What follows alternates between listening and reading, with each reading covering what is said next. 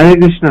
तो आप सभी का स्वागत है हमारे डेली उपदेश कार्यक्रम में। तो आज की कथा हम शुरू करते हैं। आज का हम प्रवचन, आज की अंडरस्टैंडिंग शुरू करते हैं। तो आज का विषय बहुत सुंदर है, what you want to be, what you want to become. इसका मतलब होता है कि व्हाट मतलब क्या, वांट मतलब आपको चाहिए, यू वांट टू बी बनना, क्या बनना चाहेंगे। तो ये ज्यादातर जो बच्चे होते हैं ये उनका उनसे पूछा जाता है, ये बच्चों को पूछा जाता है, बड़ों से कम पूछा जाता है कि बड़े तो बन जाते हैं, उनको लगता है कि वो बन गए हैं। लेकिन अगर इसको देखें तो ये बड़ों से, बच्चों से, सबसे पूछना चाहिए।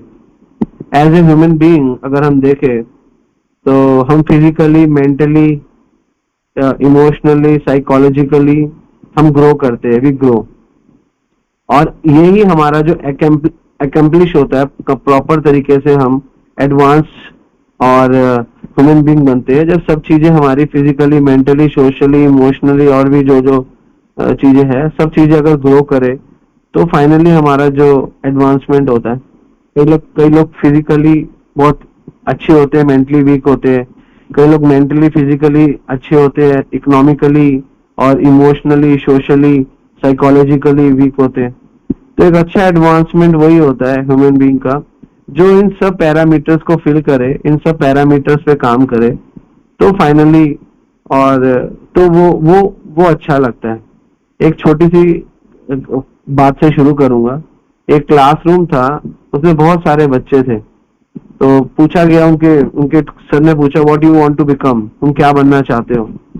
तो कई बच्चों ने जवाब दिया, मैं डॉक्टर बनना चाहता हूँ, कई बोलते हैं मैं इंजीनियर बनना चाहता हूँ, कई बोलते हैं मैं बिजनेस टाइकून बनना चाहता हूँ, कोई लॉयर बनना चाहता है, कोई पायलट बनना चाहता है, कोई इंजीनियर बनना चाहता है, अलग अलग बनना चाहते हैं। तो one student raise his hand, एक बच्चे ने अपने हाथ खड़ा किया and said, I grow up, I become happy.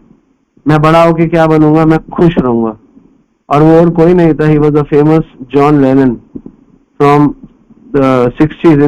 In the 60s में जो जॉन लेनन थे बीटल ग्रुप के, जब उनसे क्लास में पूछा गया था तो आप क्या बनना चाहते हो, तो उन्होंने बोला था, I want to become happy. तो हम लोग बहुत कुछ बनना चाहते हैं, इसमें कोई डाउट नहीं है। ऐसा नहीं है, इसका ये मतलब नहीं है जो डॉक्टर है, इंजीनियर है, पायलट है, लॉयर है, बिजनेस टाइकून है, वो खुश रहना नहीं चाहते। वो भी खुश रहना चाहते हैं, ऐसी उसमें कोई प्रॉब्लम नहीं है। मगर होता क्या है, वो सोचते हैं कि अगर हम डॉक्टर बन जाएंगे तो खुश हो जाएंगे, समझ रहे हो, इंजीनियर बन जाएंगे, चार्टर्ड अकाउंटेंट बन जाएंगे, कुछ पोस्ट मिल जाएगी तो हम खुश हो जाएंगे। मगर सही में अगर रियलिटी में देखे तो खुश रहना, अ, अगर किसी को आ जाए तो जिसमें भी है वो खुश रह सकता है ना। हम कहते हैं सीताराम सीताराम सीताराम कहिए, जाहे विधि राखे राम, ताहे विधि रहिए। जिसको खुश आना आ जाए ना, उसको किसी भी स्थिति में खुश रह सकता है, ठीक है ना। एक व्यक्ति का, जो वो थोड़ा वृद्ध हो गया, उसका एक एनालाइज किया गया उसकी पूरी एंटायर जर्नी का। तो सिंस हिज चाइल्डहुड, जब वो बच्चा था तब से उसकी उस जर्नी का एनालाइज किया गया कि उसकी जर्नी कैसी है। तो उससे पूछा गया वृद्ध आदमी से, वो अपनी जर्नी के बारे में बताओ। तो वो बताता है, when I was a kid, जब मैं बच्चा था, गोइंग टू स्कूल, जब मैं बच्चा था स्कूल जाता था, I was dying to get out from school. मैं बाहर आना चाहता था स्कूल से, बिकम एडल्ट, और मैं एडल्ट बनना चाहता था कि हाँ मैं कुछ एडल्ट बनना चाहता हूँ। वाई, यू नो वाई, क्यों? बिकॉज स्कूल में बहुत डिसिप्लिन है और सब कुछ है। तो when I started going to college, जब मैंने कॉलेज जाना शुरू किया, then I was dying to finish my college and I want to get my degree. मैं चाहता था कि मुझे मेरी डिग्री मिल जाए। तो when I got my degree, I was trying to get a job. तो मैं चाहता था मेरे को डिग्री मिल गई, मैं नौकरी लेना चाहता हूँ। तो when I got my job, then I was trying to get married. अब मेरी शादी हो, अब मैं चाहता हूँ मेरी शादी हो जाए, डिग्री मिल गई, कॉलेज हो गया, ठीक है ना। तो ऐसा चाहता था। तो व्हेन आई गॉट मैरिड, जब मेरी शादी हो गई, then I was trying to have a family. अब मैं चाहता हूँ मेरे बच्चे हो जाए, ठीक है ना। When I have my family, I want the family, stay wonderfully and raise everything wonderfully, वो भी हो गया फाइनली, ठीक है ना। फिर उसके बाद I want my family grow, मेरी फैमिली बढ़े, उनके बच्चे रेज हो, बड़े हो जाए, वो भी हो गया। अब now here I am and now I am finally dying. अब फाइनली मैं मर रहा हूं। तो एक्चुअली देखा जाए, जीने के चक्कर में, ज्यादा जीने के चक्कर में रोज मरे जा रहे हैं। And finally I forget to live, और मैं फाइनली जीना ही भूल गया, और मैं फाइनली जीना भूल गया। तो जीना ही भूल गया तो मतलब क्या, बल्कि ऐसा कहेंगे इसको दूसरे एंगल से कि जीते जी रोज मर रहा था। ये हमारी सबकी स्थिति है, ये हमारी सबकी स्थिति है। हम रोज इसके लिए उसके लिए मर रहे हैं। हम कहते ना, तो किसके लिए मर रहा है? जब जब जब फ्रेंड्स स्कूल में होते थे तो ऐसा बोलते थे, यार तू पैसों के लिए मरता है इतना, बोलते थे ना, तो पैसों के लिए मरता है, तू अपने बैग के लिए मरता है। किसी को याद है? हम बहुत बोलते थे। तो दोस्त होते थे ना, बहुत कंजूस होते थे, कुछ देते नहीं थे, उनको बोलते थे, यार तू तू कैसा है यार, तू पैसों के लिए इतना मरता है? दोस्ती भूल गया, तू भाई भूल गया, ये भूल गया, ऐसे किसी को टोन देते थे। वो टोन बिल्कुल ठीक है, ऐसा बोला जाता था, तो इसके लिए मर गया। सीरियसली हम जीते जी रोज मर रहे हैं, ये हम सबकी स्थिति है। How many time we experience, हम कितनी बार एक्सपीरियंस करते हैं कि what we have something with us and we are dying for something else. हम क्या कर रहे हैं, जो हमारे पास है हम उसको छोड़ के किसी और चीज के लिए मर रहे हैं। इसको कहते हैं, दिस इज कॉल्ड, इसको इसको अंग्रेजी में बोला जाता है fascination of missing things of life. कि हम अननेसेसरी जो हमारे पास है, तो whatever we have something with us, जो भी है, and we are dying for something else. Why we are dying for something else? Why? ये हम आज समझेंगे ऐसा क्यों होता है। भगवान क्या करते हैं, कुछ चीजें हमें देते हैं जीवन में जो हम डिजर्व नहीं करते, but by the blessings of Guru Krishna, by the blessings of we are blessed with, हमको दी जाती है। तो हम क्या करते हैं, rather than focusing on what we have, we try to focus what we have missing in our life. हम वो देखते हैं कि क्या चीज हमारे पास है, उस पर ध्यान नहीं देते। हम देखते हैं, फोकस करते हैं कि व्हाट वी हैव मिसिंग, हमारे पास क्या मिसिंग हो रहा है, उसके ऊपर देते हैं। तो एक बड़े सुंदर भक्त हुए, उनका नाम था श्रद्धानंद आर्य। तो वो अच्छे भक्त थे। तो एक्चुअली वैष्णव थे या नहीं थे, लेकिन हाँ भक्त थे, मेरी मायावादी। उनका एक सुंदर सा उनका एक सिद्धांत था। वो लिखते थे, I stop complaining about not having good shoes for me when I saw someone couldn't even have his legs. इसका मतलब है, जो मैंने कल ही बताया था, मैंने कंप्लेन करना बंद कर दिया जब अच्छे जूतों का मुझे जो चाहिए, जब मैंने देखा कि किसी के पास तो पैर ही नहीं है। तो ये उन्होंने बोला, श्रद्धानंद आर्य ने बोला कि मैंने बोलना ही बंद कर दिया। तो we are just complaining and we are just complaining after having lot of things, but still we are complaining. हमको पास सब कुछ होता है, लेकिन फिर भी हम कंप्लेन पे कंप्लेन पे कंप्लेन। ठीक है ना? तो ये रियलाइजेशन हमको नहीं होता। तो पॉइंट ये है, जो आज का जो क्लास है, कि हमको सब कुछ मिल भी गया, लेकिन स्टिल हमारे पास कंप्लेंट्स कहाँ क्यों है? हमको जो मिलना था हमको मिल गया, कंप्लेंट्स क्यों है? और ये कंप्लेंट सबसे नहीं है, ये हमारे बचपन से, चाइल्डहुड टाइम से। और ये सिर्फ हमारी कंप्लेंट नहीं है, ये बड़े बड़े मेटीरियलिस्टिक्स की कंप्लेंट है, स्पिरिचुअलिस्ट, जो स्पिरिचुअल गुरु है उनकी कंप्लेंट है, जो फिलोसोफर है उनकी कंप्लेंट है, जो साइंटिफिकली जो चीजें उनकी भी कंप्लेंट है। ऑल स्पीशीज सबकी ये कंप्लेंट है। इवन आप ऐसा समझो, मनुष्य में तो सभी की कंप्लेंट है, लेकिन ये चलता रहता है। इसी हैप्पीनेस को हम सर्च कर रहे हैं कि कब हम फुलफिल हो जाएंगे, कब हम फुलफिल हो जाएंगे। लेकिन एक हाथी से लेके चींटी तक देखो, वो भी अगर देखे तो हैप्पीनेस सर्च कर रही है ना? आप देखो, जब सुबह सुबह जो ये होते पक्षी होते हैं, दे आर चर्पिंग, वो हियर एंड देयर, ठीक है ना? तो एवरीवन, इवन वो क्या है, everyone running around here and there for happiness. हर कोई इधर उधर भाग रहा है हैप्पीनेस के लिए, and asking where is happiness. जब दो क्या कहते हैं, चर्पिंग करते हैं। प्रभुपाद के शिष्य थे, वो प्रभुपाद को कहते थे सुबह उठा करो ब्रह्म मुहूर्त में, ठीक है ना? तो ब्रह्म मुहूर्त में उठते थे। प्रभुपाद कहते हैं, ब्रह्म मुहूर्त में तुम्हें सुबह उठ के सबसे अच्छा क्या लगता है? प्रभुपाद ने पूछा अमेरिका में अपने वक्त, कहते प्रभुपाद जब हम उठते हैं सुबह 4 बजे, हम तो क्योंकि नशेड़ी थे, रात को सोते थे 2-3-4 बजे, तो अब तो आप 4 बजे उठा रहे हो, लेकिन जब 4 बजे उठते हैं तो हमें सबसे अच्छा लगता है जो सुबह सुबह बर्ड्स चर्पिंग करते हैं। तो बात कहते हैं ओके, और क्या अच्छा लगता है? कहता है एटमॉस्फेयर अच्छा लगता है। तो वो बात कहते हैं आपको पता है बर्ड्स चर्पिंग करते हैं कितना अच्छा लगता है? कहते हैं हाँ। तो कहते हैं चर्पिंग में क्या करते हैं? कहते हैं अगर आप उनकी भाषा को डिकोड करोगे ना, तो वो क्या करते हैं, आपस में बात करते हैं कि चलो खाना लेने, where is food, where is pleasure. वो लोग भागते हैं कि कहाँ पे खाना है, कहाँ पे। वो आपस में ऐसी बात करते हैं और हमको लगता है वो सुबह सुबह हमको उठा रहे हैं, वो कितनी अच्छी बातें कर रहे हैं। एक्चुअली वो ये बात नहीं कर रहे हैं, वो अपनी बात कर रहे हैं, लेकिन उनकी बात करने का स्टाइल हमको अच्छा लगता है। तो असलियत में वो भी यही सर्च कर रहे हैं कि कहाँ पे खाना है, कहाँ पे खुशी है, कहाँ पे जाए। सुबह सुबह उठ जाते हैं और वही हम कर रहे हैं, है ना। आहार निंद्रा भय मैथुन समान है को पशु भी न रहना, हम भी यही कर रहे हैं, है ना।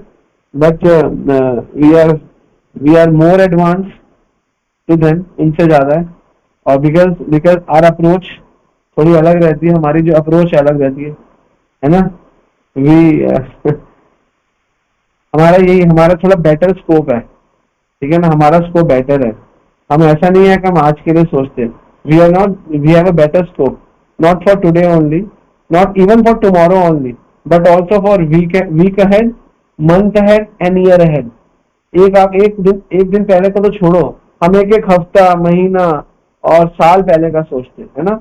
तभी हम ये सारे कार्य करते हैं। तो वाई ऐसा क्यों होता है? क्यों होता है? बिकॉज हमारे अंदर एक चीज है, और वो है हमारे अंदर भगवान ने एक ऐसी चीज दी है जो किसी को नहीं दी। वो दी है स्मृति, दी है कुछ समझने की शक्ति दी है। तो हम इस चीज से इतना निकाल पाते हैं कि आगे का भी सोचे। ये वैसे गलत है क्योंकि भगवान पे आश्रय नहीं है, इससे गलत है, लेकिन अगर दूसरे एंगल से देखें तो सही भी है, क्योंकि आगे का सोचना बुरा नहीं है। लेकिन हम लोग क्या ना, जो थोड़ा ज्यादा एडवांस होता है वो भी सोचता है, लेकिन वो भगवान को सेंटर में रखता है। यहाँ पे कोई भगवान का कॉन्सेप्ट नहीं है। इसलिए हमारे जीवन में हैप्पीनेस 3 लेवल पर आती है। Now we come to the point. Happiness हर कोई सर्च कर, एवरीवन इज सर्चिंग हैप्पीनेस, हर कोई सर्च कर।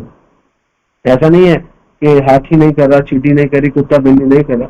जितनी उनकी कॉन्शियसनेस का स्तर है उतनी हैप्पीनेस सर्च कर रहे। बट हमें क्या है ना, हमें कुछ भी मिल जाए, लेकिन अगर हम खुश नहीं हुए, हम डॉक्टर बन गए लेकिन हम खुश नहीं है, हम इंजीनियर बन गए हम खुश नहीं है, हम बड़ी बड़ी पोस्ट पे आ गए लेकिन हम खुश नहीं, तो उसका क्या, उस हैप्पीनेस का क्या फायदा है? और ये हैप्पीनेस कैसे डिराइव करती है मैं आपको बताता हूँ। जैसे WHO का रिजल्ट है, WHO बताती है कि टोटल पूरे विश्व में 1 मिलियन, ऑलमोस्ट 10 लाख लोग आत्महत्या करते हैं, सुसाइड करते हैं पूरे साल में। पूरे साल में 10 लाख। तो 1 मिनट में कितने हो गए? 40 लोग सुसाइड करते हैं। जैसे हमारी क्लास चलती है 8 से 9, तो 8 से 9 में 1 घंटा, तो 1 मिनट में 40 लोगों ने सुसाइड किया। तो हमारी क्लास चली 60 मिनट, 60 मल्टीप्लाई बाई 40। तो क्लास चलते चलते ही अभी आज में 1 घंटे में लगभग 240 लोग सुसाइड कर लेंगे। ज्यादा होंगे कि 2400 लोग होंगे शायद, हाँ 2400 लोग सुसाइड कर लेंगे। आपकी क्लास खत्म हुई तो रिजल्ट उसके बाद आप निकालोगे तो 2400 लोग सुसाइड करेंगे। ये WHO की रिपोर्ट है, आप चेक कर सकते हो।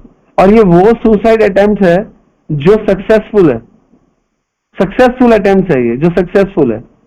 तो रेशो क्या निकलती है? रेशो निकलती है 8 में से 1।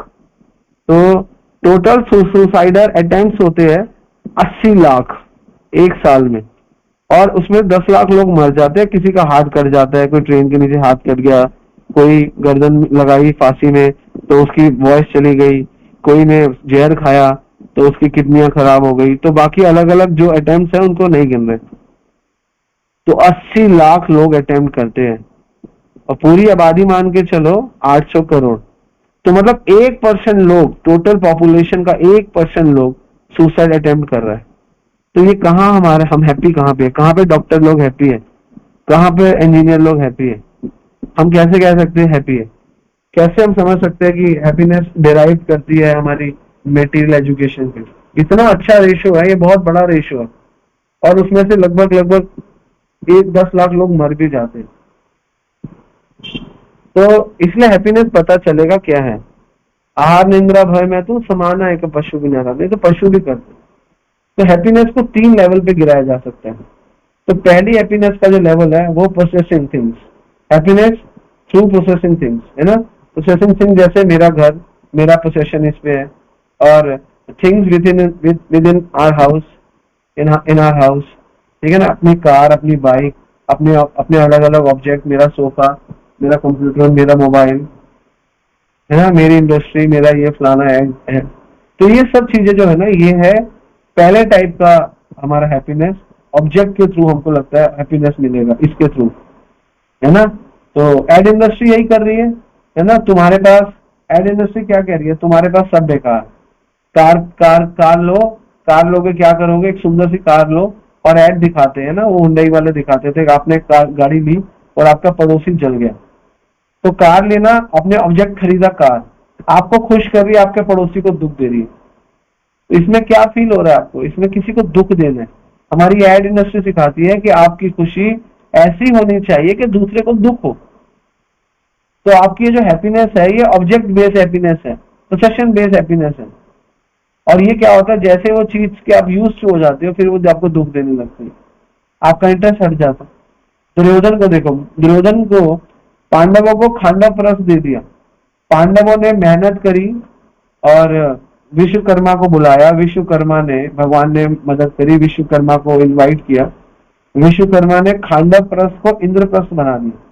जब इंद्रप्रस्थ में राजसूय यज्ञ हुआ तो दुर्योधन को बुलाया गया। दुर्योधन को बुलाया गया, उसको बुलाया गया और उसको सेवा दी गई कि जो भी लोग गिफ्ट देंगे, भगवान कृष्ण ने बड़े चतुराई से आपको उन गिफ्ट को कलेक्ट करना है। तो दुर्योधन ने देखा इतने सुंदर सुंदर गिफ्ट मिले, पहले तो दुर्योधन का मन वहीं पे विचलित हो गया। उसके बाद दुर्योधन ने देखा कितना सुंदर इंद्रप्रस्थ, तो उसने देखा कि जहां दीवार दिख रही थी वहां दीवार नहीं थी, वहां क्या था, रास्ता था। लग रहा था दीवार है, रुक गया, लेकिन रुक गया, रास्ता कहाँ पे, चारों तरफ बंद था। तो किसी ने बोला ये रास्ता ही है, चले जाओ। आगे गया तो रास्ता था, और जहां पर रास्ता था दिख रहा था तो वहां पे दीवार पड़ गई। जहां फ्लोर था वहां तो पानी था, जो पानी पानी लग रहा था वो फ्लोर था। तो पहले पानी पानी लग रहा था तो पानी को रुक गया, उसने सोचा यहाँ तो पानी है, यहाँ कैसे जाऊंगा, तो रुक गया। उन्होंने कहा पानी नहीं है, फ्लोर है। तो फ्लोर पे चल के आगे बढ़ गया, तो कहता वंडरफुल, आगे भी वैसा ही दिखा कि आगे भी पानी दिख रहा है, तो वास्तव में वो पानी था, वहां पे गिर गया। तो Duryodhana is a great example, great example, trying to happiness to possession. कि अगर सामने वाले के पास है तो मेरे पास क्यों नहीं है, ये होती है पोजीशन। मतलब आपको प्रोडक्ट के प्रति। तो क्या किया दुर्योधन ने, दुर्योधन ने बोला मुझे इंद्रप्रस्थ चाहिए, at any how at any cost मुझे इंद्रप्रस्थ चाहिए। उसके पापा ने बोला भैया तेरे पास इतना सुंदर हस्तिनापुर है, तू क्यों इन चक्रों में फंस रहा है भाई, तू क्यों, कह रहे नहीं मुझे तो चाहिए, मुझे तो चाहिए, मुझे तो चाहिए। फिर उसकी वजह से इंद्रप्रस्थ लेने के लिए सारा दुष्ट कीड़ा हुई, लड़ाई हुए, झगड़े हुए। तो क्या है वो हैप्पीनेस का इतना, देखो दुर्योधन के पास सब कुछ है लेकिन हैप्पी क्यों नहीं है, क्योंकि पोसेशन है। तो ये चलता है। तो ये पोसेशन की जो जो हैप्पीनेस है, ये बहुत ही भगवान भगवत गीता में बोल रहे हैं, भोग ऐश्वर्य प्रसक्ता नाम ते आसक्त चेतसाम विरसात्मिका बुद्धि समाधान अविद्यते। ऐसा व्यक्ति जो भोग ऐश्वर्यों में अपनी हैप्पीनेस को ढूंढेगा, उसको कभी उसको कुछ मिलने वाला नहीं है, क्योंकि भोग है ही बेकार, ऐश्वर्य है ही बेकार, उनको समाधि नहीं मिल सकती। उनकी आसक्ति जो है वो पर्टिकुलरली उस विशेष ऑब्जेक्ट से हो जाती है, जिसकी वजह से वो विशेष ऑब्जेक्ट से इतना कंसर्न हो जाता है कि रियल ऑब्जेक्ट भूल जाता है, आत्मा भूल जाता है, रिलेशंस भूल जाता है। बस मैं मुझे मेरी चीज दे दो, मेरे को और कुछ नहीं चाहिए। तो ये पहले वन टाइप ऑफ ये हैप्पीनेस है जो आप बाकी चीजों से। दूसरी टाइप की हैप्पीनेस होती है ग्रेटिफिकेशन, इसको सेंस ग्रेटिफिकेशन के नाम से जाना जाता है। कहते हैं gratification but finally its sense gratification. तो ये क्या है, जब आपको ऑब्जेक्ट मिल जाता है तो ऑब्जेक्ट को भोगने की भी आपको इच्छा रहती है। ऑब्जेक्ट आपको मिल गया लेकिन उसको भोगना भी तो है ना, लेकिन उसको भोगने का कोई सुख नहीं है। एक्चुअली भगवत गीता में भगवान कहते हैं कि इसको भोगने का कोई सुख नहीं है, क्योंकि इसका जो तुम जैसे इसका स्पर्श करोगे तुम्हें दुख मिलेगा, इसमें कोई नहीं है। भगवान गीता में बोलते हैं यही संस्पर्श भोगा दुख योने एवं। आदि अंततवंत कौन्तेय न तेषु रमते बुधा, ना तेषु रमते बुधा। जो बुद्धिमान लोग हैं वो इसमें आनंद में नहीं घुसते, चतुर व्यक्ति नहीं जानते। आदि आदि अंतवंत कौन्ते ना तेषु रमते बुधा, जो बुद्धिमान लोग हैं इसमें नहीं घुसते। तो ये एक टाइप ऑफ क्या है, I want to see something decorative, you know, whatever it would be, कुछ भी है, मुझे थोड़ा डेकोरेटिव चाहिए, आई वॉन्ट डेकोरेटिव, उसको भोग करना, ठीक है ना। तो भगवान बोलते हैं ये ही संस्पर्श भोग दुख योने बताओ। भोग शब्द लिखा है, इसका मतलब वो भोग तो है, उसके अंदर इतना अट्रैक्शन है कि आप उसको भोग कर सको। लेकिन आदि अंत अंत तक कौनते ना तेषु रमते बुधा, हे कौनते, लेकिन बुद्धिमान लोग उसमें नहीं रमते, ठीक है ना। और बिल्कुल है जैसे आपकी जीवा पे मीठा खट्टा लगता है, आपके पैरों पे सॉफ्टनेस फील करते हो आप, फ्लोर कितना सॉफ्ट है, आपकी आंखें कुछ देखती है तो उसको आंखों को फील होता है, ऐसा नहीं कह सकते कि हमको फील नहीं हो रहा, हमको फील होता है। कानों को सुनते हैं तो कानों का एक्सपीरियंस होता है, all is gratification. The problem is our capacity and the utility and how long you can gratifying thing, how long, कितना सह सकते, कितना कर सकते। हमारे फूड को मान लो, हमारी क्या कैपेसिटी है।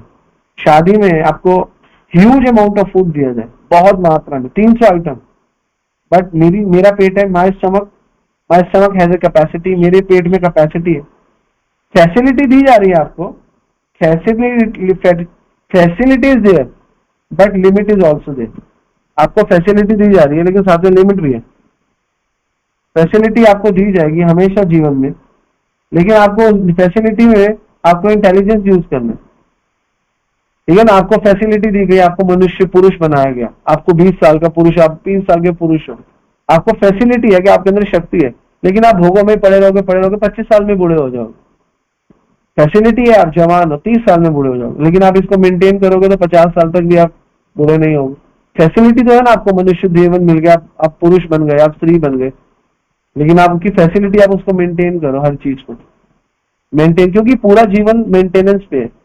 आप ज्यादा खाओगे प्रॉब्लम है, कम खाओगे प्रॉब्लम है, ज्यादा सोओगे प्रॉब्लम है, कम सोओगे प्रॉब्लम है, ज्यादा देखोगे टीवी तो प्रॉब्लम है, ज्यादा शास्त्र नहीं पढ़ोगे तो प्रॉब्लम है। आप कोई भी चीज नहीं करोगे तो भी प्रॉब्लम है, करोगे तो भी प्रॉब्लम है, हर चीज है ना। नहीं खाओगे मर जाओगे, ज्यादा खाओगे तो भी मर जाओगे तो प्रॉब्लम तो है। तो इसलिए भगवान गीता में बोलते हैं युक्त आहार विहार से युक्त कर्म सुचेत, अपना आहार अपना विहार सबको युक्त करना। युक्त नहीं होने की वजह से दिक्कत है। आपको पता है यूएस और UK, US is considered the fattest nation in the planet, सबसे ज्यादा मोटे लोग यूएस में है, फैटेस्ट प्लेनेट है, fattest nation in the planet है, हमारे यहाँ पे सबसे ज्यादा लोग यूएस में मोटे हैं। उसका जो कंट्री का अपना वेट लॉस का प्रोग्राम है ना, वहां पे जितने मोटे लोग हैं उनका जितना वेट लॉस का प्रोग्राम है, आपको पता है उसका WHO की रिपोर्ट है, क्या रिपोर्ट है कि weight loss program is 40 times more than the food expenditure for the all starving nation of the world. 40 गुना ज्यादा वो लोग अपना पैसा स्पेंड करते हैं कहां पर, अगर उसके 40 गुना कम पैसा स्पेंड करें तो अनेक देशों को वो खाना खिला सकते हैं, अपने मोटापे को कम करने के लिए कम करें। तो what is this is gratification, sense gratification, watching, eating, everything is sense gratification, even sex. और भगवान ने क्या इसमें गुण डाला है, भगवान ने क्या इसमें गुण डाला है, जितना भी भोग की वस्तु है, जितनी भी भोग की वस्तु है, जैसे ही वो भरती है आपको वैराग देती है। आप ज्यादा खा लो उसके बाद खाना अच्छा नहीं लगेगा, बिल्कुल अच्छा नहीं लगेगा। आप कोई चीज को आप आधा 1 घंटा 2 घंटा कंप्यूटर के पास बैठ जाओ, आपका आंखें भारी होगी, आपको छोड़ना पड़ेगा, इमीडिएटली आपको वैराग आएगा, नहीं करना, नहीं देखनी पिक्चर, नहीं देखना मोबाइल, साइड करो, आंखें दर्द हो रही है, इमीडिएटली आपको होगे। सेक्स भी ऐसी, आप जैसे आपको एंजॉयमेंट के लिए भागोगे, जैसे ही आप करोगे कि छी और the nonsense we have done, ये सारी चीजें भगवान ने इमीडिएटली इनमें वैराग दी है। ऐसा नहीं है इसमें लॉन्ग टाइम वैराग है, इमीडिएटली वैराग आता है, इमीडिएटली वैराग फील करोगे, आप एक्सपीरियंस करोगे। लेकिन क्या होता है, how long, after few days, है ना, after few weeks, few hours, again gratification start. और वो आप कहोगे ऐसा क्यों करते हैं, क्योंकि भगवान ने सृष्टि चलानी है, सृष्टि चलने के लिए जरूरी है, तो साइकोलॉजी एनालाइज तो करो अपने आप को। तो इसीलिए तो हमारे आचार्यों ने इसके लिए लिखा, हमारे आचार्य बोलते हैं ये भोग है क्या वास्तव में। आचार्य बोलते हैं कि आप भोग, इसको एक एग्जांपल से मैं आपको समझाता हूँ। जैसे आप चैनल सर्फिंग करते हो, चैनल आप सर्फिंग करते हो, बहुत अटेंटिव रहते हो, अभी पहला चैनल, दूसरा चैनल, तीसरा चैनल, चौथा चैनल, पांचवा चैनल, छठा चैनल, बहुत अटेंटिवली देखते हो। जैसे ही आप किसी चैनल पे फिक्स हो जाते हो, थोड़ी देर देखते हो तो वो चैनल आपको डिस्ट्रैक्ट करता है। ऑटोमेटिकली आपको उसके लिए मेहनत नहीं करनी, आप ज्यादा देर उसमें कॉन्सेंट्रेट नहीं कर सकते, आप नहीं कर सकते। भगवान गीता में बोलते हैं, भगवान बोलते हैं नास्तो विद्यते भावो ना भावो विद्यते सतः है, ये 2.16 भगवान कहते हैं, तत्वदर्शियों ने निष्कर्ष निकाला है कि असत का कोई चिर स्थायित्व नहीं है, किंतु सत आत्मा का अपरिवर्तित रहती है। अतः इन दोनों की प्रकृति के अध्ययन द्वारा यह निष्कर्ष निकला। तो गीता में भगवान कह रहे हैं निष्कर्ष है, भौतिक जगत में आप जैसे ही थोड़ा घुसोगे आपको क्या होगा, डिस्ट्रैक्शन होगा। लेकिन जब तक आप सर्फिंग कर रहे हो तब तक आपको ठीक है, आपको सर्फिंग में आप अटेंटिव हो, और इस जगत में आप जैसे ही सर्फिंग करके फिक्स होगे आपका अटेंटिवनेस हट जाएगा, आपका अटेंटिव हट जाएगा आपका। और एनालाइज किया गया तो क्या बताया गया, happiness is only is anticipation of gratification, only anticipation, and once you get the product enjoyment, happiness fade up.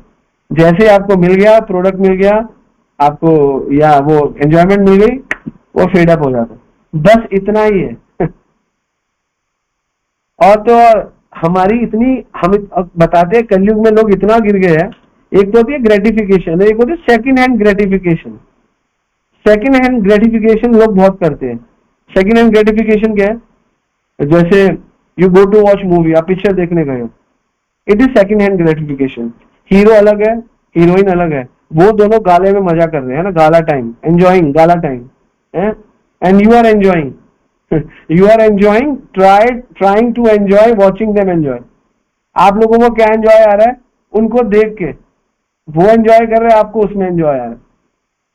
शौबरी मुनि, शौबरी मुनि कौन थे, शौबरी मुनि वृंदा वहां पे गए कि मैं ब्रिज में जाके भजन करूंगा, और ब्रिज में जगह चुनी यमुना।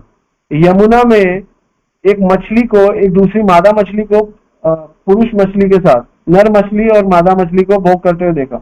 शौबरी मुनि ने नहीं कुछ किया, उनके मन में सेकंड हैंड एंजॉयमेंट आ गई, सेकंड हैंड ग्रेटिफिकेशन आ गई। तो फाइनली जब मूवी ओवर हो जाती है, लिखा होता है the end, you know all is gala party, all is fake, but during the movie time you were so much engrossed,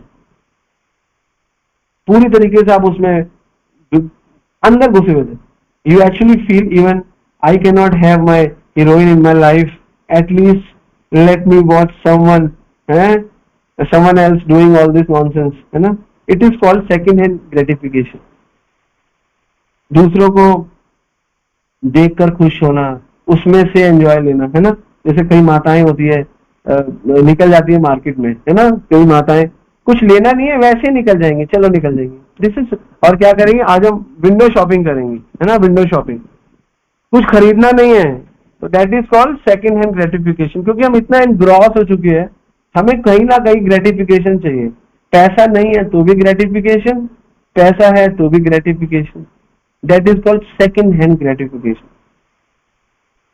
ये नॉन फिजिकल भी होती है। नॉन फिजिकल ग्रेटिफिकेशन क्या है, मान सम्मान, तो फिजिकली में अंदर चलता रहता है, वो भी ग्रेटिफिकेशन। तो आपके पास second hand gratification, first hand gratification, non physical gratification, और ये जो पोसेशन और ग्रेटिफिकेशन है ना, दैट लीड्स टू डिप्रेशन। ये डिप्रेशन को जन्म देती है।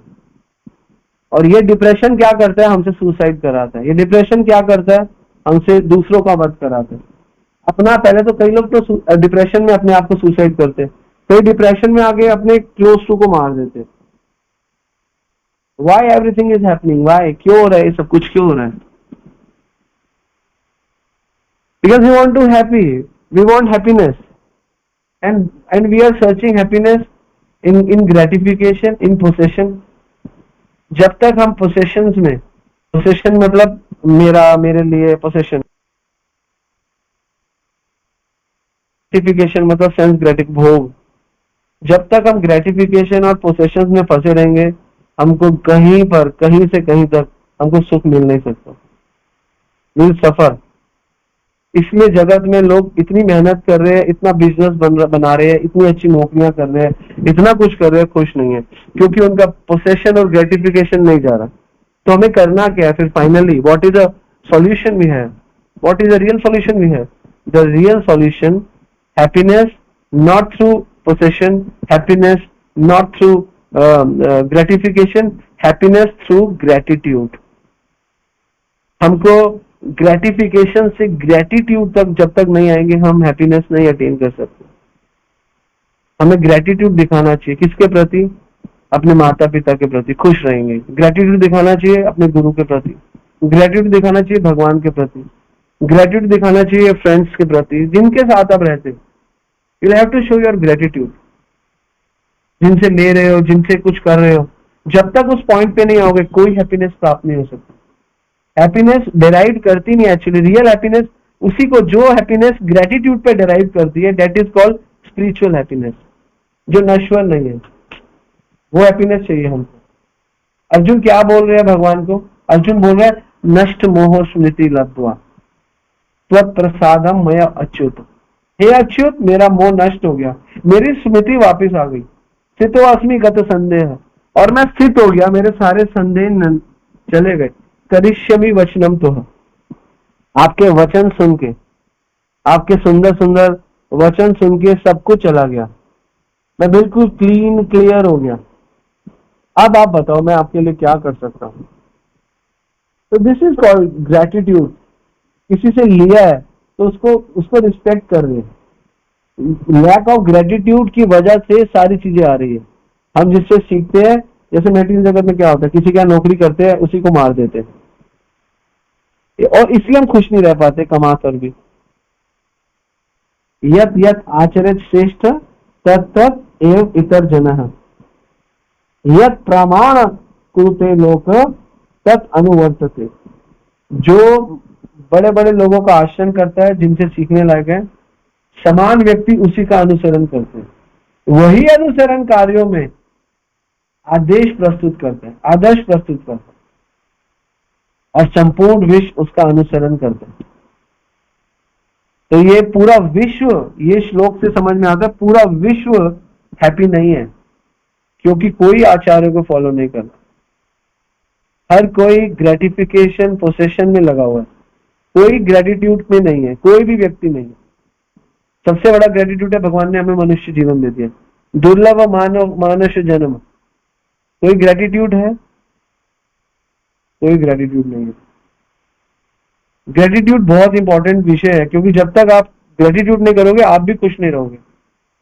आपको पता है, जब आपको कोई व्यक्ति कुछ करता है, आपको मिलता है, आपको प्राप्त होता है, आप पहला काम क्या करते हो? आपको खुशी कब मिलती है? जब आप उसका गुणगान करते है ना, बहुत ज्यादा। आपने जैसे किसी को, आपने उसकी शादी, आपने 1 लाख रुपया दे दिया, और वो उसका क्या करेगा? पूरी शादी हो जाएगी, अपनी बीवी को बताएगा, देखा मेरे को उसने 1 लाख रुपया दिया, मैं उनके लिए कितना कृतज्ञ हूँ, है ना। या किसी का कोई ऑपरेशन है, उसने उसको कुछ पैसे दे दिए। तो आपका ग्रेटिट्यूड करने से आपका क्या क्या क्या चीज डेवलप हो गई? आपकी डेवलप हो गई कि आपको खुशी मिल गई। और वास्तव में बताऊं, वास्तव में खुशी मिलती तभी है जब हम दूसरों का गुणगान करते हैं।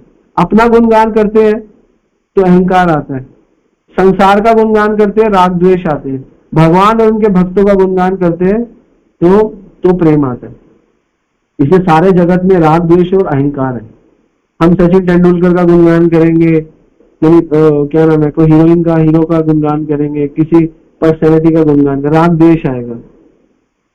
अपना गुणगान करेंगे, अहंकार आएगा। जैसे ही कृष्ण का गुणगान करेंगे, जैसे कृष्ण भक्तों का गुणगान करेंगे, एकदम से आपको प्रेम आपके अंदर आएगा। तो और जब तक ये दो चीजें, पोसेशन और आपका ग्रेटिफिकेशन आपके अंदर भरा हुआ है, तो आप कभी भी ग्रेटिट्यूड आ ही नहीं सकता।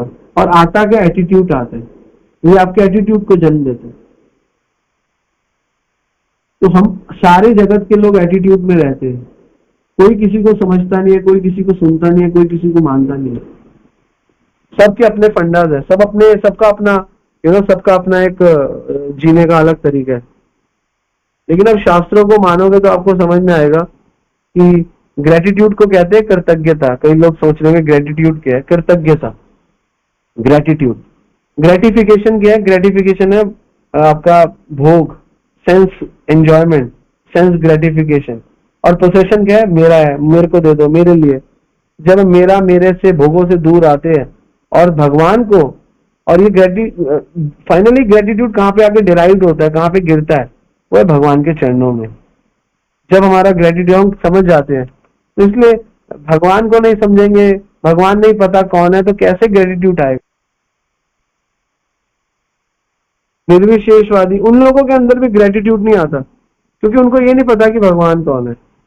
जब तक आपको ये पता नहीं चलेगा भगवान कौन है, आपके अंदर ग्रेटिट्यूड आ ही नहीं सकता। आपके अंदर कोई ग्रेटिट्यूड नहीं आएगा, सिर्फ आपके जीवन में भोग चल रहा है। आपका पूरा का पूरा जो कंसंट्रेशन है वो भोग के, आप सब चीजों को भोगों से देख रहे हो। इससे मुझे क्या फायदा होगा, इससे मुझे क्या फायदा होगा, इससे मुझे क्या फायदा होगा, इससे। और हमें पता कैसे देखना चाहिए? इससे मुझे आध्यात्मिक क्या फायदा होगा, उससे मुझे क्या आध्यात्मिक फायदा होगा, ये देखना चाहिए। मैं तो आत्मा हूं, ये अंडरस्टैंडिंग होनी चाहिए। ये अंडरस्टैंडिंग के साथ, इस नॉलेज के साथ आप जीवन जियो, आप हैप्पी रहोगे।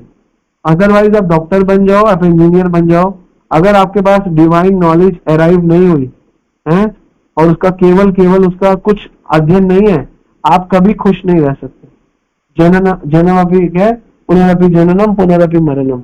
आपका ये जो प्रोसेस है, बार बार जन्म लेना, पुनरअपि जननम पुनरअपि मरणम, ये आपका कभी खत्म नहीं हो सकता, और होगा भी नहीं, होता ही नहीं है लोगों का। हमने नोट किया कितने लोग हैं खुशी नहीं है, कितने लोग हैं, सब लोग दुखी है। हमारे पास ऐसे ऐसे लोग फोन करते हैं, इतने वेल एस्टेब्लिश लोग हैं, इतने परेशान है। कोई माता जी फोन करती है, मेरे प्रभु जी, कुछ टाइम पहले एक माता जी का फोन है, मेरे प्रभु जी का बाहर अफेयर है, ठीक है ना, तो क्या करें? सबने बोला हम क्या करें भैया, अब क्यों है, क्या है पूरा। आप तो ऐसे ऐसे लोग हैं, क्या कर सकते हैं? किसी का और प्रॉब्लम है, किसी का और प्रॉब्लम है। ये प्रॉब्लम तब तक रहेगा ही रहेगा, क्योंकि आप सेटिस्फाइड नहीं हो सकते इस जगत में, क्योंकि variety is the mother of enjoyment. ये पूरा का पूरा वैरायटी तो एंजॉयमेंट है ना। इसलिए बोलते हैं ये संसारे बहु दुस्तारे कृपा पारे पाहि मुरारे। पुनरअपि जननम पुनरअपि मरणम पुनरअपि जननी जठरे शरणम। ये संसार है बहुत दस्तार है, ये संसार बहुत दुख देने वाला है। कृपा पारे पाही मुरारे, हे पाही मुरारी, इस जगत में दुख ही दुख है। माम उपेते पुनर्जन्म दुखालय शाश्वतम। कृपा पारे पाही मुरारे, भगवान से कृपा मांगनी चाहिए। और वो जो कृपा मांगना, ये वास्तव में ग्रेटिट्यूड है। यही आपको हैप्पीनेस दे सकता है। प्रार्थना से आपको खुशी मिलेगी, सेवा से आपको खुशी मिलेगी, भक्तों के संग में रहने से आपको खुशी मिलेगी, और ये वास्तविक खुशी है। This is a real happiness. What you want to be, I want to become happy. हमें खुश रहना है, हमें ये लेना है, हमें क्या बनना है, क्या बनना है। हम ये बनते हैं, वो बनते हैं, क्या बनेंगे, हमें ये नहीं बनना।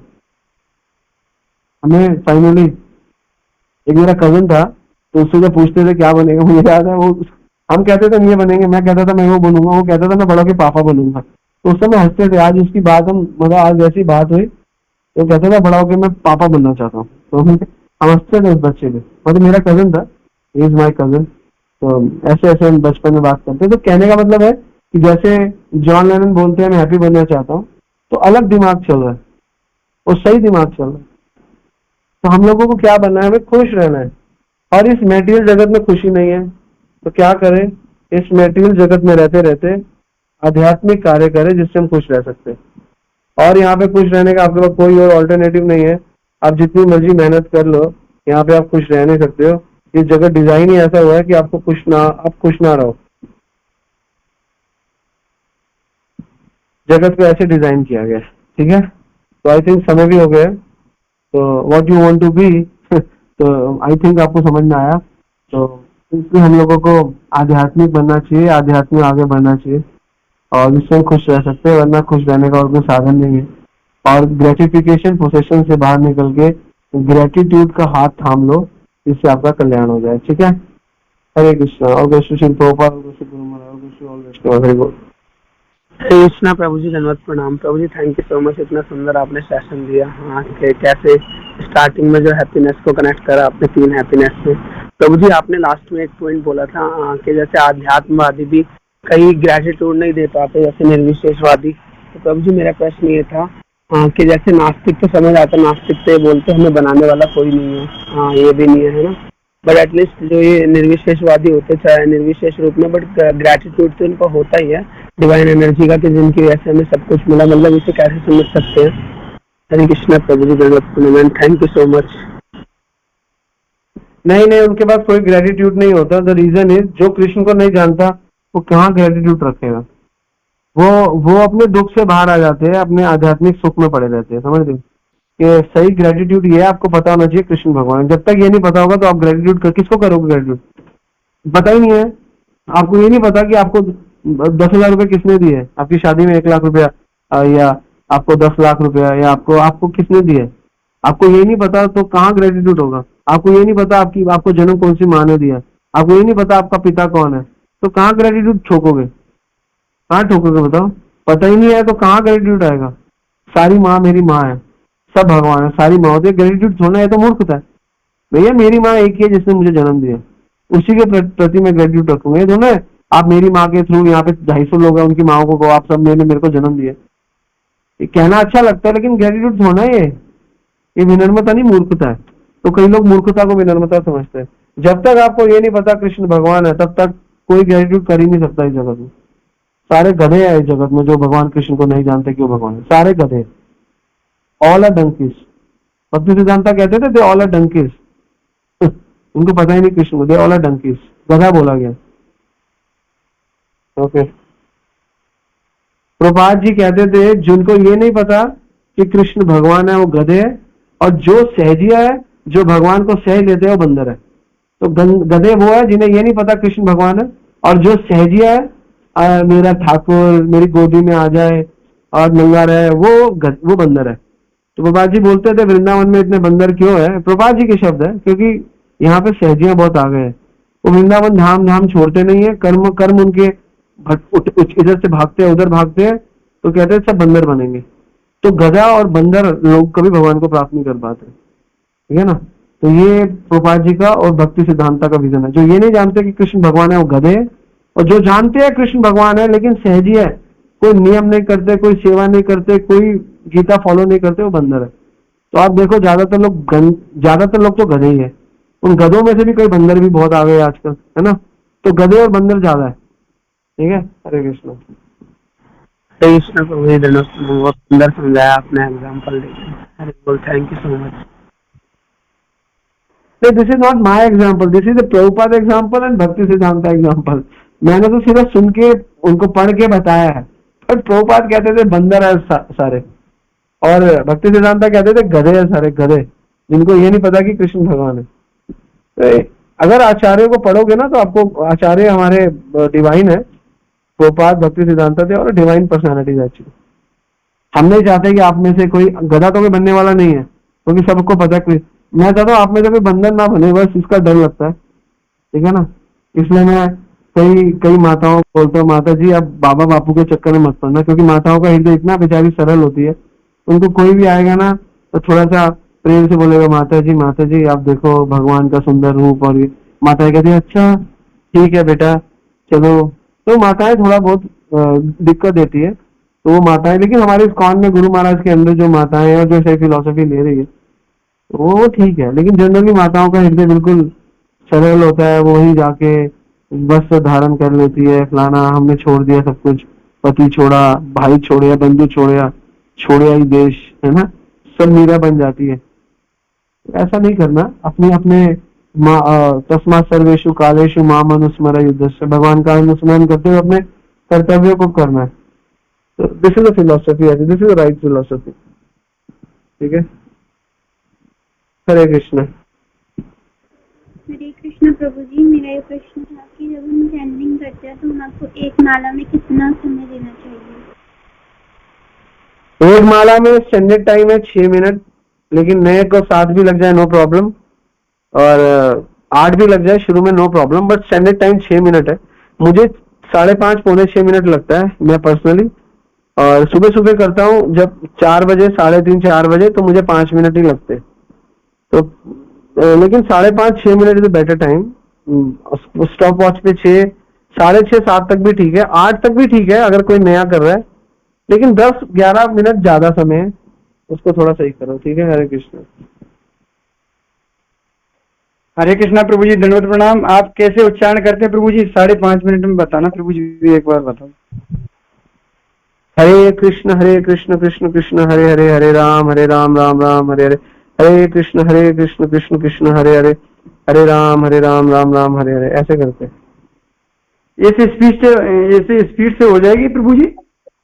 आराम से 6 मिनट में हो जाएगी, आराम से। कि हमारे यहाँ पे टेम्पल में छोटे बच्चों के प्रहलाद स्कूल की एक सेवा थी, और मुझे वहाँ पे मुझे भी वहाँ पे एडिशनल वहाँ पे सेवा दी गई कि माता जी आप भी इसमें इन्वॉल्व हो करके। फिर जब हम लोगों ने क्लास शुरू करी वहाँ पे, तो मैंने कुछ उनको प्रभु को कहा कि इसमें से कुछ चेंजेस हो जाएंगे तो क्लासेस और अच्छी बढ़ेगी, बहुत अच्छे रिस्पॉन्स आएगा। तो मैंने जो सुझाव दिया, तो वहाँ पे जो सीनियर माता जी थी, तो वो सीनियर माता जी को ज़रा भी अच्छा नहीं लगा। उनको लगा इनके ऑर्डर मैं क्यों फॉलो करूँ, इनके भी बातों को मैं क्यों सुनूँ। तो प्रभु जी जो टेम्पल प्रेसिडेंट है वहाँ पे प्रभु जी थे, तो टेम्पल प्रेसिडेंट ने कहा कि ये तो हमारे बच्चों की, हमारे टेम्पल की प्रोग्रेस के लिए है, तो ये अच्छे सुझाव है, हमको इनको करना चाहिए। और उन्होंने उसको परमिशन दे दी कि हाँ ऐसे ही करेंगे, ये बहुत अच्छे सुझाव है, और उसका रिजल्ट भी इतना अच्छा है, बहुत अच्छा उसका रिजल्ट है। लेकिन जो सीनियर माता जी थी उनको इतना बुरा लगा, उनको इतना गुस्सा आया, उनको ऐसा लगा इसी वजह से हुआ कि इसने आके इसको क्या जरूरत थी, हम लोग इतने सालों से 5-7 सालों से हम तो चला ही रहे थे ना, हम तो अच्छे से कर रहे थे। और वो अभी मैं उनको जाती हूँ उनके सामने पंचांग प्रणाम में उनको करते हो, तो वो मुझे ज़रा भी इग्नोर कर देते, मेरे पास ज़रा भी ध्यान में नहीं देते, मेरे सामने होते हुए भी। तो प्रभु जी ये मेरे से भी वैष्णव वापद हो रहा है क्या प्रभु जी? हरे कृष्णा। पहले तो मैं आपका पंचांग प्रणाम का ये जो फिलॉसफी है मैं सही करता हूँ। मैं देखता हूँ सब माताएं बोलती है प्रभु पंचांग प्रणाम, प्रभुपाद ने तो कभी नहीं बोला, और प्रभुपाद के टाइम में पंचांग प्रणाम किसी माता ने नहीं बोला। ये अभी ये नया ट्रेंड चला है, मुझे लगता नहीं और ऐसा कभी हमने सुना है। पंचांग प्रणाम करना होता है स्त्रियों को, लेकिन बोलने के लिए पंचांग में भी दंडवत ही इन्वॉल्व रहता है कि मैं आपको पूर्ण रूप से समर्पित हूँ। लेकिन बोलने की भाषा में पंचांग प्रणाम कभी प्रभुपाद के टाइम से किसी ने नहीं बोला। आप दंडवत प्रणाम बोल सकते हो, लेकिन करने के लिए पंचांग प्रणाम है, आप समझ रहे हो। लेकिन आजकल सब माताएं पंचांग प्रणाम, ऐसा मैंने अभी एक कुछ 6 महीनों में ही देखा है, वो भी हमारे ग्रुप में देखा है एटलीस्ट, जब भी फोन पे बात होता है प्रभु जी पंचांग प्रणाम। लेकिन प्रभुपाद ने कभी इसको कभी बोला नहीं कि पंचांग प्रणाम, और प्रभुपाद की जितने भी लेटर्स है उनमें सब माताएं दंडवत प्रणाम लिख रही है। प्रभुपाद ने कभी उनको क्रिटिसाइज नहीं किया कि वाई यू आर सेइंग दंडवत प्रणाम। आप कहने की भाषा में आप दंडवत कह सकते हो, लेकिन करने के लिए आपको पंचांग करना है। पंचांग गलत नहीं है बोलना, लेकिन कुछ अलग लगता है क्योंकि प्रभुपाद ने नहीं किया। गलत नहीं है, आप बोल सकते हो पंचांग, लेकिन हमको ना एज इट इज प्रभुपाद को फॉलो करना है। हमें करना पंचांग प्रणाम है, लेकिन बोलने के लिए आप दंडवत प्रणाम बोल सकते हो। It's not a crime actually.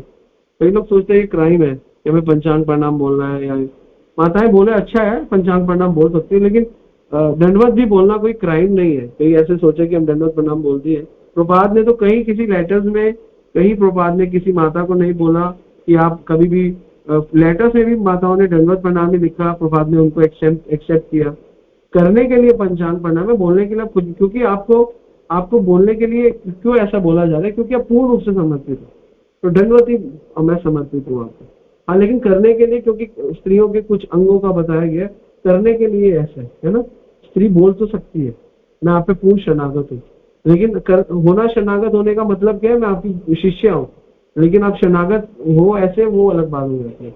लेकिन जो शरणागति भगवान के प्रति अलग शरणागति है, पति के प्रति अलग शरणागति है, गुरु के प्रति अलग शरणागति है।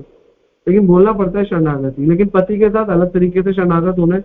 क्रिया में शरणागति अलग हो गई, और गुरु के साथ शरणागति क्रिया में अलग हो। बोलने के लिए दोनों को बोल रही है कि मैं आपके प्रति पूर्ण शरणागत हूँ। तो बोलने के लिए स्त्री बोलती है कि मैं गुरु आपके लिए पूर्ण शरणागत हूँ। इसका मतलब है आध्यात्मिक मूड से देखना, ठीक है। और ये पंचांग प्रणाम ठीक है, आप बोल लो, मैं ये नहीं कहूंगा गलत है, लेकिन कोई फॉल्ट नहीं है अगर आप मुंह से बोलते हो दंडवत प्रणाम। It's not a fault actually, ठीक है, कि अभी शुरू हो गया, सब कर रहे हैं पंचांग प्रणाम से हो, तो किसी का दिमाग चला होगा यहाँ पे आके रुक गया, तो ऐसे नहीं होता, ठीक है ना। एनीवे, तो ये क्या होता है, ये होता है हम क्यों इसमें इतना इतना मैंने पंचांग प्रणाम में बोला, क्योंकि डिविएशन है, प्रोपास से डिविएट हो गए हो, हमें एज इट इज प्रोपास फॉलो करना है, कोई पंगा नहीं लेना, दंडवत प्रणाम बोलना है, और जब भगवान के सामने जाए तो पंचांग प्रणाम करना है, ठीक है। और आपका प्रश्न जो था, क्या आपका प्रश्न था कि वो माता जी का थोड़ा सा, देखो माता जी अभी मैच्योर डिवोटी नहीं है, उनको ये लग रहा है, उनको पोसेशन उनका चला गया, जो आज की क्लास है ना हैप्पीनेस, उनको आध्यात्मिक हैप्पीनेस से पोसेशन चाहिए था, मेरा है स्वामित्व मुझे चाहिए, तो वो अभी अनाड़ी है, वो ज्ञान नहीं लेती होगी, तो इसलिए उसको पता नहीं, तो इसलिए। और आप जहाँ पर हो, प्रेसिडेंट थोड़ा इंटेलिजेंट है, वो प्रचार के लिए सोच रहा है, उसके अंदर थोड़ी इंटेलिजेंस है, वो बढ़िया व्यक्ति है, वो सोच रहा है, ठीक है। माता और माता के बीच में कभी भी गड़बड़ होती है तो ज्ञान से भी नहीं सुलझाई जाती, और माताओं को समझाना ज्ञान से भी मुश्किल है, माताओं के पास बहुत चीज, माताओं को प्रीच करना और एक मतलब रॉ माता को प्रचार करना और एक रॉ प्रभु को प्रचार करना, दोनों अगर न्यूट्रल है तो प्रभु जल्दी प्रचारित हो जाता है। माता, ऐसा लगता है कि कथाओं में माता ज्यादा आती है, लेकिन मैं अपने एक्सपीरियंस से बता रहा हूँ कि जो मुझे किसी प्रभु को समझाने में 10 मिनट लगते हैं, वही माता को समझाने में मुझे 20 मिनट लगते हैं। मे भी वो माता है तो मेरे से शायद शर्म करे, लेकिन एक जनरल परसेप्शन है, बेसिक गृहस्थी की चीजें भी माताओं को, पर प्रभु कुछ और सोच रहा होता है, माता कुछ और सोच रही होती है, और देखा जाता है कि माता बड़ी कंस्ट्रेंट सोच रही होती है कि ऐसा अपना लाभ, प्रभु थोड़ा सा लंबा सोच रहा होता है कि 2 4 5 10 लोगों का, 1000 लोगों का लाभ, तो ये तो फर्क रहता ही रहता है। तो इसलिए माता है तो वो तो करेगी, ठीक है ना। उस माता को या तो ज्ञान दो, या उस माता से बस हरे कृष्णा तक सीमित रखो, क्योंकि आपको अवसर मिला, आपने किया, तो कृष्णा चाहते हैं, आप कर पा रहे हो, उस माता के लिए ज्यादा बॉदर मत करो, कोई वैष्णव अपराध नहीं है, कुछ भी नहीं है, बस उससे ना आपको ना द्वेष्टि, उससे कोई द्वेष नहीं करना बस, और उसके लिए आप थोड़ी प्रार्थना करो कि कृष्णा उसको बुद्धि दे, और बुद्धि वो तब ले सकती है जब वो सुनेगी, श्रवण करेगी। अगर वो श्रवण नहीं करेगी, बुद्धि कहाँ से आएगी। हर भक्तस्य कुतो महत् गुणा मनोरथो धावतो अस्तो भय, है ना, तो ऐसे चलता है। एनीवे, और कोई प्रश्न है कि आप माताएं जिसे प्रणाम करती है उसको ही बोलिए, तो अभी से हमने भी शुरू किया कि पंचांग प्रणाम बोलना करके, लेकिन थैंक यू प्रभु जी, आपने बताया कि आपको दंडवत प्रणाम ही बोलना है। तो आपको प्रभुपाद ने कहीं नहीं बोला, प्रभुपाद ने कहीं नहीं बोला कि आप पंचांग प्रणाम करो, सारी माताएं आती थी, प्रभुपाद को पंचांग प्रणाम करती थी, मिलती थी, बोलती प्रभुपाद दंडवत प्रणाम, या कोई लेटर लिखती थी दंडवत प्रणाम, तो प्रभुपाद एक्सेप्ट करते। प्रभुपाद ने कभी ये नहीं बोला पंचांग प्रणाम करो। The way I am talking about, because we don't want little you know, आपने कभी वो गेम देखा है, उसका गेम का क्या नाम है, वो उसको कहते हैं, वो चाइनीज क्या कहते हैं, जो अभी मैं आपको एक सीन बताता हूँ, मेरे को बिल्कुल अपनी एक अच्छी चीज बताता हूँ, एक एक्सपीरियंस से बताता हूँ। चाइनीज विस्पर आपको पता होगा नहीं। अभी क्या हुआ, सुंदर निताई प्रभु ने, नहीं, सुंदर निताई की मदर ने मुझे एक माला दी, वो माला उन्होंने दी मनोमयी माता जी को।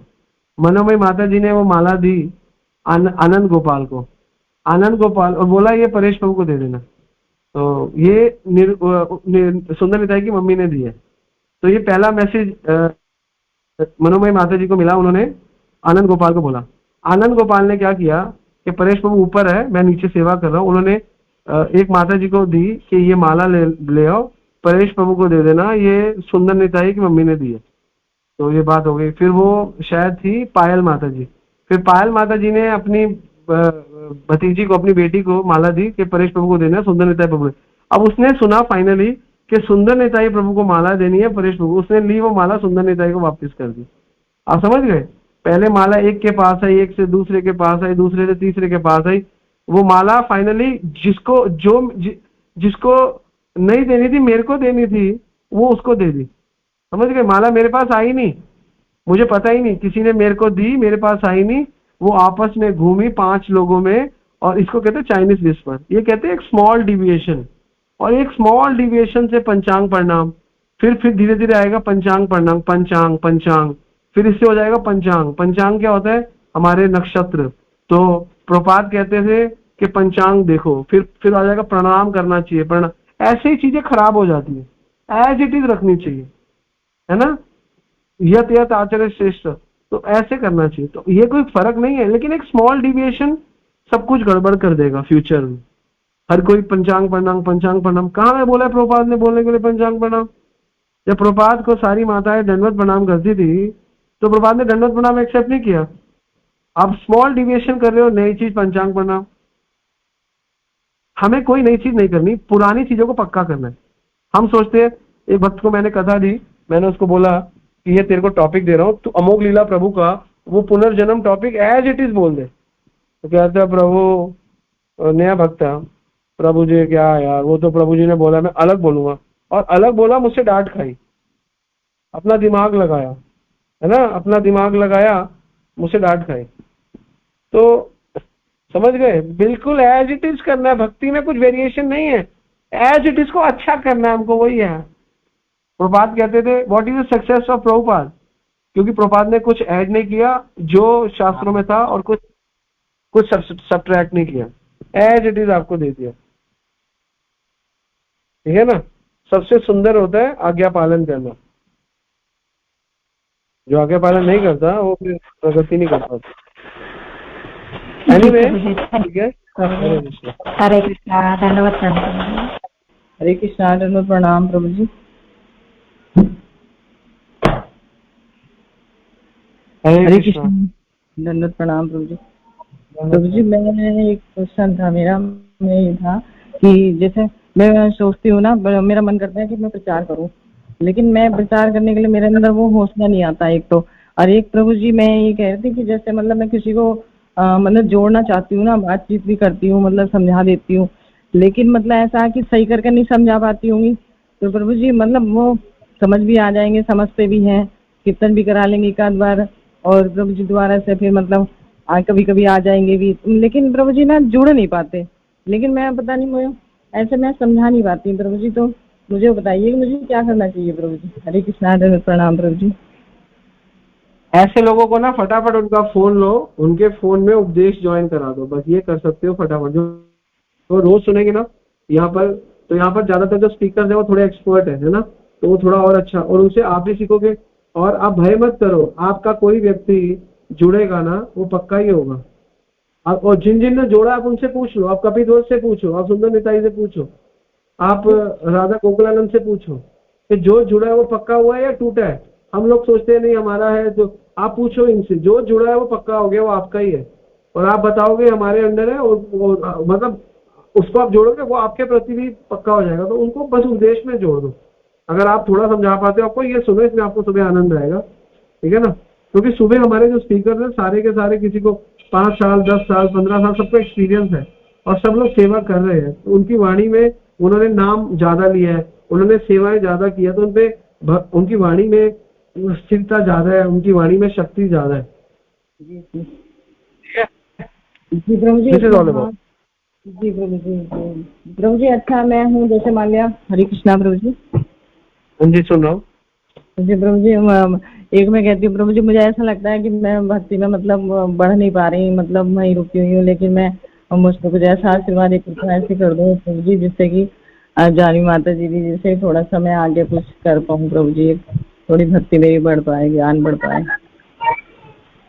देखो ये आपको खुद करना पड़ेगा। You will have to make time for your devotion, you will have to make time for your household work, आपको सब निकालना पड़ेगा।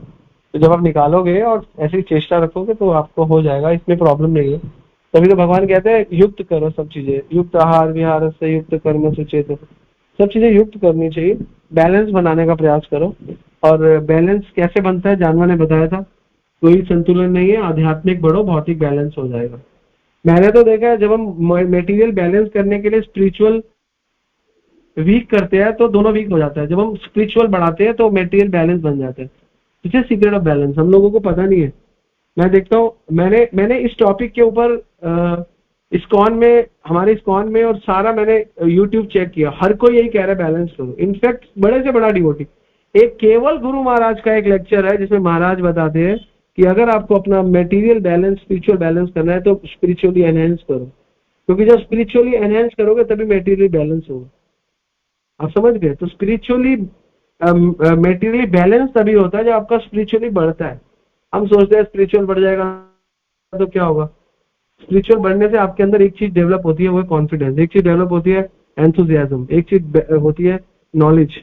वो नॉलेज, एंथुजियाज्म और ये सब चीज आपको मेटेरियली बैलेंस करा देती है। राइट नॉलेज आपको सही पता चलेगा जगत में रहना कैसे है actually, you will come to know. Hare Krishna Prabhu ji जी सही बोल रहे हो प्रभु जी। मैंने माता जी से सुंदर निधि प्रभु जी से भी बोला था, तो पता है वो कह रहे थे कि माता जी आप तो बड़ी हो, हम आपको आशीर्वाद क्या देंगे, मतलब ये है कि आप बड़ी हो, मतलब ऐसे लेकिन वे कहते हैं माता जी हम तो बहुत छोटे हैं आपसे। मैंने कहा हाँ ये तो है माता जी। वो उनकी विजन पता है, वो आपको बोल रहे हैं, अच्छा है वो आपको बोल रहे हैं, आप एज में बड़े हो, आपको ऑनर कर रहे हैं, ठीक है। लेकिन आप ये सोचो, जो व्यक्ति एज में बड़ा होता है उसको ऑनर होना चाहिए, लेकिन 6 तरीके से, एक्चुअली 5 या 6 तरीके से श्लोक आता है पद्म पुराण में, किसको कैसे रखे।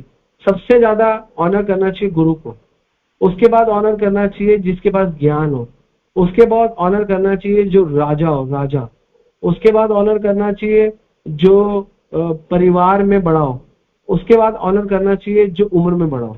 तो उम्र से बड़ा होना चाहिए, फिर परिवार में बड़ा होना चाहिए, फिर राजा होना चाहिए, फिर गुरु होना चाहिए, और फिर भगवान के लिए सबसे ऊपर भगवान नहीं, सबसे ऊपर भगवान, फिर वैष्णव, गुरु 6 है ना, सबसे ऊपर भगवान, फिर गुरु, फिर वैष्णव, फिर उसके नीचे जो क्या कहते हैं मेटीरियल गुरुज है, जैसे जिनसे मैं मैथ साइंस सीखी उनका, उनके बाद फिर जो बड़े हैं उम्र में, और उसके जो घर में बड़े हैं, उनके बाद जो उम्र में बड़े हैं।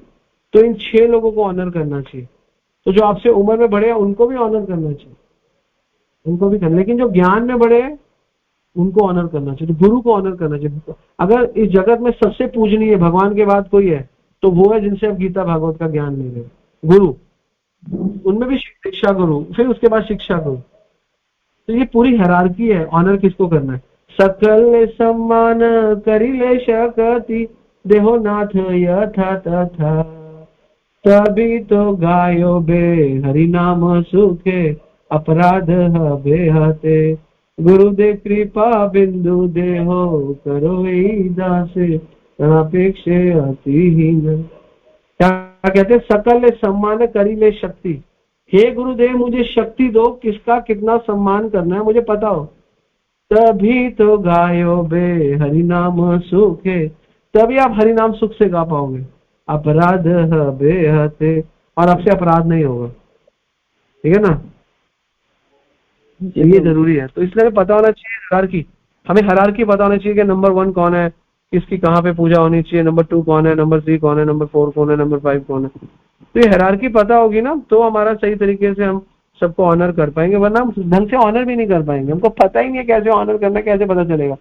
सब में भगवान का अंश है, सब भगवान के अंश है। तो कुत्ते को उठाओ ऑल्टर में रख दो, कुत्ते में ही तो भगवान का अंश है, तो कुत्ते को ऑल्टर में रखोगे क्या? नहीं। तभी बोलते सकल सम्मान है, किसको कितना सम्मान, सबका सम्मान है। माँ भी स्त्री है, बेटी भी स्त्री है, पत्नी भी स्त्री है ना, और बहन भी स्त्री है। क्या चारों के साथ एक साथ बर्ताव कर सकते हो? जो पत्नी के साथ करते हो क्या माँ के साथ, बहन के साथ, बेटी के साथ कर सकते हो? जो बेटी के साथ करते हो क्या माँ के साथ कर सकते हो? कोई माँ के साथ कर सकते हो तो क्या बहन के साथ कर सकते हो? सारी स्त्री है, लेकिन सकल है सम्मान। अब स्त्री को कैसे सम्मान देना है, स्त्री के साथ कैसे रहना है? थोड़ा सा ऊंचा भी बोल सकते हो आपकी पत्नी, आई एम नॉट सेइंग पति लोग पति, मतलब थोड़ा क्या कर रही है कुछ, माँ को नहीं बोलना है ना, माँ सम्मान नहीं है। माँ बाप तो बाय डिफॉल्ट ऑनर के रिस्पेक्टिव है, बाय डिफॉल्ट। जो माँ बाप की रिस्पेक्ट नहीं करता उसका यश कहीं नहीं होता। माँ बाप का रिस्पेक्ट तो नेचुरली आपको करना पड़ेगा, चाहे माँ गंदी हो चाहे माँ अच्छी हो, लेकिन माँ पिता का रिस्पेक्ट जो बच्चा नहीं करता उसको उसका पूरा का पूरा। और मैं स्पेशल यहाँ से बाकी लोगों को भी बोलता हूँ जो कहते हैं हम सो कॉल्ड भक्ति करते हैं, हम बड़े भक्त हैं, लेकिन माता पिता का ऑनर जरूर होना चाहिए, ठीक है, दैट इज वेरी इंपॉर्टेंट। हरे कृष्णा प्रभु जी। ये है कि देखो हम है ना, माता जी ने हमें जोड़ा, माता जी ने हमें किस तरीके से जोड़ा, कैसे उन्होंने हमें गाइड किया, बहुत अच्छे से किया, अच्छे से गाइड भी कराती हैं, सारा बहुत अच्छे करती हैं। लेकिन वही है प्रभु जी, पता नहीं कहाँ मेरी ऐसी वो है, मतलब कि बनाना चाहती हूँ लेकिन बनते भी है, सुनते भी है, मतलब प्रभु जी, लेकिन फिर वो चुप हो जाते हैं, बस हाँ शांत हो जाते हैं। कोई बात नहीं, माता जी से गाइडेंस लो, मैं आपको गाइड करूंगा कैसे करना, पर्सनली मुझे बताना, मैं आपको पर्सनली और डिटेल में समझा दूंगा, ठीक है ना। If you have a desire if you have a will you have a way. अगर आपका इच्छा है तो आपके रास्ते निकल आएंगे, ठीक है ना। तो डिजायर होना अच्छा है, better, you have right desire. महाराज बोलते हैं desire desire to be right, desire to do right, है ना। तो डिजायर होनी चाहिए फॉर राइट थिंग्स। तो एनीवे, कोई और प्रश्न है? प्रभु जी, जैसे कृष्ण भगवान जी को हम नहलाते हैं, मेरा प्रश्न है कि कृष्ण भगवान जी को नहलाते हैं, उनका जल ज्यादातर मैं बच्चों के खाने पीने में डाल देती हूँ जो भोग में लगता है, क्या उसको हम अलमारी के लॉकर में या घर में छिड़क सकते हैं? किसको? जो भगवान को नहलाते हैं, उनको जिस हाँ। जल से नहलाते हैं छिड़क सकते हैं, लेकिन ये हाँ छिड़क सकते हैं, कोई प्रॉब्लम नहीं है। लॉकर में छिड़को या हाँ, कहीं छिड़को, सोने छिड़क लो, कोई बात नहीं, कोई बात नहीं। अच्छा, बाकी अपने में भगवान बच्चों के भोग में मिला देते हैं। हरे कृष्णा प्रभु जी, धन्यवाद। हरे कृष्णा प्रभु जी, what if someone's mother creates obstacle in the spiritual path, then how to keep calm and not get angry? इस तो महाराज बोलते हैं कि अगर पानी में रहना है तो मगर से वैर करने का कोई फायदा नहीं है। तो जितना ज्यादा हो सके समन्वय बनाओ और धीरे धीरे बन जाएगा। आप डिजायर रखो। माता को ज्यादा तेज बोलोगे, गलत बोलोगे तो फिर माता और दूर हो जाएगी। तो उनको सेटिंग करो, अपनी माँ है ना, तो माँ है, चाहे जैसी भी आपको मना करती है, लेकिन ये समझो आपकी माँ है, कहीं ना कहीं आपके लिए एक कॉर्नर तो है उसके हृदय में। माँ बाप ज्यादा प्रॉब्लम नहीं करते, पति थोड़ा कर सकता है, क्योंकि पति बहुत लेट मिलता है। जैसे 25-30 साल की शादी होती है, 26 में, पति 22-24 में मिलता है। पहले वो उतना बचपन, अपनी अच्छी जवानी, जो उसकी गांठ मारने की चीजें होती है बचपन जवानी में, वो अपनी माँ के साथ गांठ मार लेता है। तो पत्नी के लिए इतना इंपॉर्टेंट होता है। कई लोग लंपट होते हैं, वो पत्नी पे थोड़ा सा रहते हैं, लेकिन जनरली माता पिता के हृदय में तो प्रेम होता है, ठीक है। तो उसको आप थोड़ा सा उनको व्यवस्थित करने की जरूरत है। कर्तव्य हम त्रिशु लोकेश किंचन, तो आपको बस उसको कर्तव्य को क्या कहते हैं, सेटल डाउन करना है, ठीक है। ओके, और क्या प्रश्न है? और तो क्या प्रश्न है प्रभु जी? एक क्वेश्चन है Rohit, not related to topic, please tell me about Purushottam Maas. Yes, Purushottam Maas आने वाला है 18 तारीख को। तो आप लोग पुरुषोत्तम मास, ये 1 महीना हर 3-4 साल में बढ़ता है। ये जब पुरुषोत्तम मास आएगा तो इसमें हम कथा करेंगे पुरुषोत्तम मास की, तो इसके बारे में डिटेल में बताएंगे। मकर संक्रांति से कैसे मूव होता है। तो एक सूर्य की गणना होती है, एक चंद्रमा की गणना होती है। सूर्य और चंद्रमा की गणना मैच नहीं होती, उसको मैच करने के लिए मकर ये महीना आता है। जैसे मैं आपको समझाता हूँ, आप भाग रहे हो और मैं भाग रहा हूँ, हम दोनों भाग रहे हैं। मैं आपसे तेज आगे निकल गया, मैं आपसे 200 मीटर आगे निकल गया, और हम दोनों को एक स्थान पे टाइम पे पहुंचना है। तो जो मैं आपको वेट कर रहा हूँ कि तू भी आजा भाई, तो मैं तू भी आजा जो भाई है ना, वो जो तू भी आजा भाई है, वो जितना समय फालतू लगा ना, वो वाला समय ही पुरुषोत्तम मास है। क्योंकि सूर्य 365 दिन में अपनी गणना करता है, लेकिन चंद्रमा जो है उसकी गणना 354, 355, 354, 353 दिन में होती है। तो वो हर साल में 10-10 दिन उसके बढ़ जाते हैं। तो 3 साल में वो 10-10 दिन करके जब बढ़ जाते हैं तो चौथे साल 1 महीना फालतू हो जाता है। चंद्रमा की स्पीड जो है वो पंचरात्रि विधि के हिसाब से है ना। तो क्या श्लोक है, क्या है, श्रुति स्मृति पुराण आदि पंचरात्रि विधि बिना एकांत की हरेर भक्ति उत्पादेव कल्पते। तो एक्चुअली ये जो पुरुषोत्तम मास है, बैलेंस करता है। तो ये बैलेंस मास है। जो सूर्य और चंद्रमा के बीच में जो रोटेशन हुई, उसमें कुछ बैलेंस हो गया। वो बैलेंस को 1 महीने से पूरा करके उनको इक्वल कर दिया जाता है। जैसे आपने एक सब्जी खरीदी, आपने मैंगोस खरीदे, आपने 5 किलो मैंगो खरीदा, और आपने जब 5 किलो का बट्टा लगाया तो मैंगो 5 किलो से ज्यादा हो गया, और एक आम को बाहर निकालते हैं तो 5 किलो से कम हो जाता है, और उस साइज का मैंगो है नहीं।